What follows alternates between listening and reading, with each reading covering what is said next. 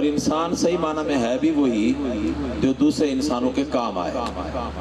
اللہ کے رسول صلی اللہ علیہ وسلم نے فرمایا خیر الناس من ينفع الناس، بہترین انسان وہ ہے جو دوسروں کے لیے نفع کا باعث ہو۔ آج شر تو بہت زیادہ پھیل رہا ہے، خیر کم ہوتی جا رہی ہے، تو نکاح کے ذریعے ایک پیغام ہے کہ لوگوں کے لیے ہم خیر کا اور نفع کا باعث بنیں۔ سیدنا حضرت آدم علیہ السلام کا اللہ رب العالمین نے پہلا نکاح سیدہ حوا سلام اللہ علیہا سے جو ہوا، اس کی تاریخ یہ ہے کہ آدم علیہ السلام جب پیدا ہوئے تو اکیلے تھے، پورے روئے زمین پر انہیں کوئی انسان اپنے سوا نظر نہیں آتا تھا، اس لیے اداس رہتے تھے۔ اللہ رب العالمین نے آدم علیہ السلام کی اداسی کو ختم کرنے کے لیے سیدہ حوا سلام اللہ علیہا کو ان کی بائیں پسلی سے پیدا فرمایا، اور آدم علیہ السلام اس وقت سوئے ہوئے تھے۔ جب جا کر اٹھے تو دیکھا پاس ہم جنس ایک عورت ذات بیٹھی ہے، تو سیدنا حضرت آدم علیہ السلام نے سیدہ حوا سلام اللہ علیہا کی طرف ہاتھ بڑھایا، فرشتوں نے آواز دی ماہ ماہ یا آدم، آدم رک جائیے، ابھی اجازت نہیں ہاتھ لگانے کی، پہلے اس کا حق المہر ادا کریں، اس کے بعد ہاتھ لگانے کی اجازت ہوگی۔ حق المہر کا مسئلہ یہ پہلے نکاح ہی سے شروع ہوا ہے۔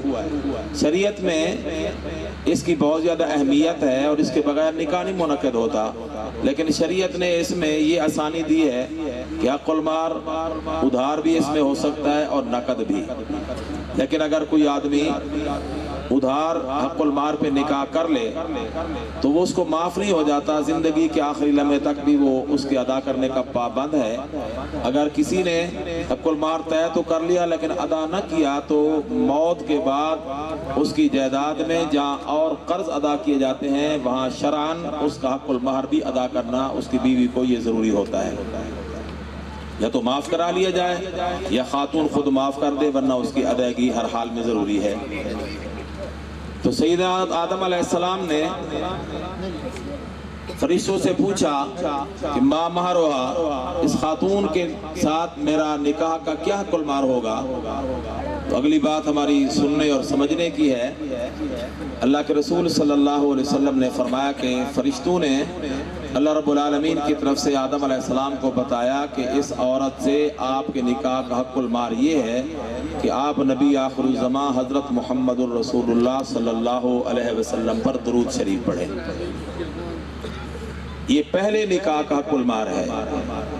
وہ شریعت اور تھی، یہ شریعت اور ہے، وہ آدم علیہ السلام کی شریعت تھی، یہ حضرت محمد الرسول اللہ صلی اللہ علیہ وسلم کی شریعت ہے۔ وہ شریعت کی ابتدا تھی، اب انتہا ہے، وہ اس کا بچپن تھا، اب اس کا بڑھاپا ہے، وہ آغاز تھا اور اب اس کی انتہا ہے۔ اب اگر کوئی آدمی اس طرح کی عبادات کو حق المہر قرار دینا چاہے تو شرعاً اس کی اجازت نہیں ہے۔ اب مال یا مال کی مثل کوئی چیز حق المہر میں ادا کی جاتی ہے، تو سیدنا حضرت آدم علیہ السلام کا حق المہر سیدہ حوا سے نکاح کا ہمارے نبی پاک صلی اللہ علیہ وسلم پر ایک روایت کے مطابق 3 دفعہ اور ایک روایت کے مطابق 7 مرتبہ درود شریف پڑھنا ہے، اس کو حق المہر مقرر کیا گیا۔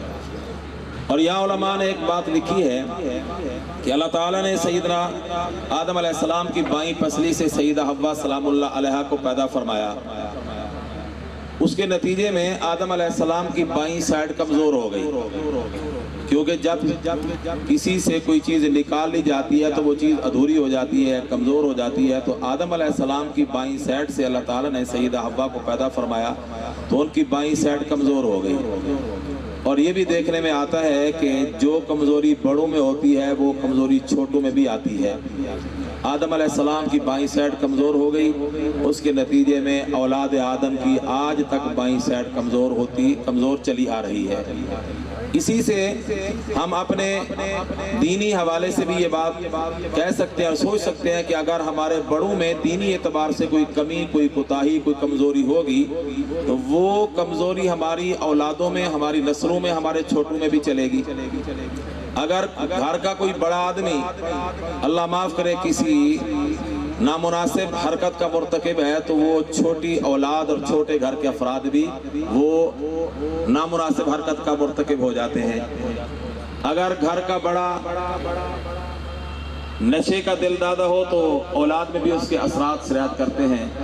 اگر بڑا صحیح معنی میں صحیح ایمان والا صحیح اعمال والا ہو تو اس کے چھوٹوں میں بھی وہ اعمال آتے ہیں. جو خوبی بڑوں میں ہوتی ہے وہ چھوٹوں میں بھی آتی ہے، اور جو کمزوری بڑوں میں ہو وہ چھوٹوں میں بھی آتی ہے. سیدنا آدم علیہ السلام کی تاریخ سے ہمیں یہ بات ملی. اور دوسرا یہ کہ اللہ رب العالمین نے سیدہ حوا سلام اللہ علیہا کو حضرت آدم علیہ السلام کے سکون کے لیے پیدا فرمایا. قرآن حکیم میں اللہ رب العالمین نے سیدہ حوا کی تخلیق کا مقصد یہی بتایا، وَالَّذِي خَلَقَكُم مِّن نَّفْسٍ وَاحِدَةٍ ثُمَّ جَعَلَ مِنْهَا زَوْجَهَا لِيَسْكُنَ إِلَيْهَا، تاکہ آدم علیہ السلام اس سے سکون حاصل کریں. علماء نے لکھا ہے کہ صحیح معنی میں عورت ہے ہی وہی جو اپنے خامد کے لیے سکون کا باعث بنے.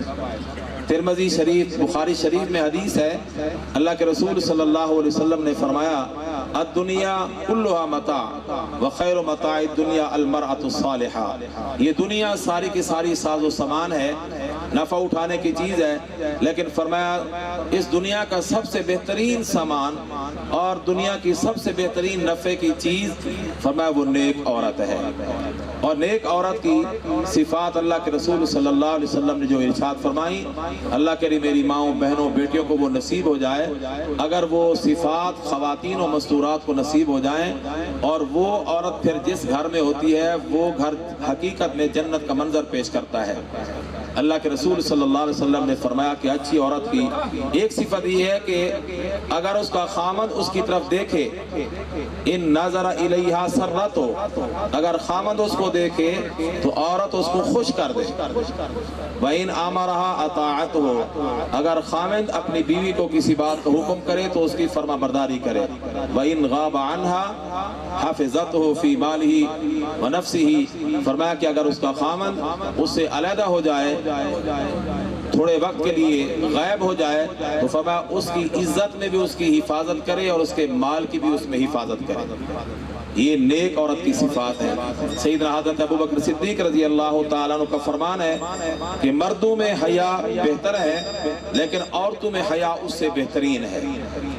صحیح معنی میں عورت ہے ہی وہی جس کی آنکھ میں حیا ہو، جس کے چہرے میں حیا ہو، جس کی زبان میں مٹھاس ہو، اور جس کے ہاتھ کام کاج میں مصروف رہتے ہوں اور دل میں نیکی کا جذبہ ہو.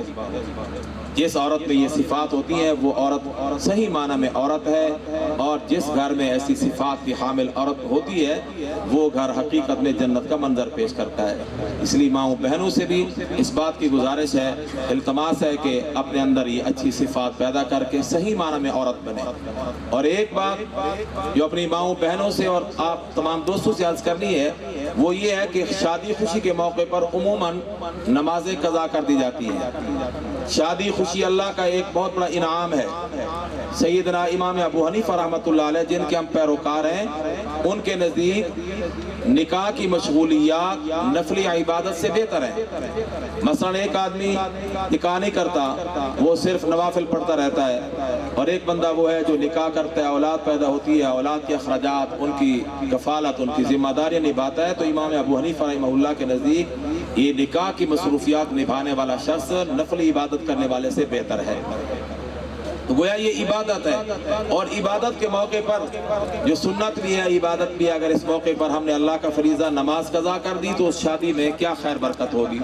عموماً مستورات اس معاملے میں غفلت کرتی ہیں. میں ان کی خدمت میں عرض کر رہا ہوں کہ نماز کسی صورت معاف نہیں ہے. نماز پڑھنے کا اہتمام کرنا چاہیے.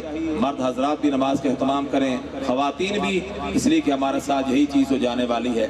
سیدنا امام احمد بن حنبل رحمۃ اللہ علیہ کی بیٹی کے حالات میں لکھا ہے کہ جب ان کی شادی ہوئی تو پہلی رات اس خاتون نے اپنے خامند کا حق ادا کرنے کے بعد پہلی رات ہی تہجد کی نماز میں 5 پارے قرآن پڑھے، اور صبح کی نماز کے بعد جب خواتین اہل علاقہ ملنے کے لیے ملاقات کے لیے آئیں تو ملاقات پہ پابندی لگا دی.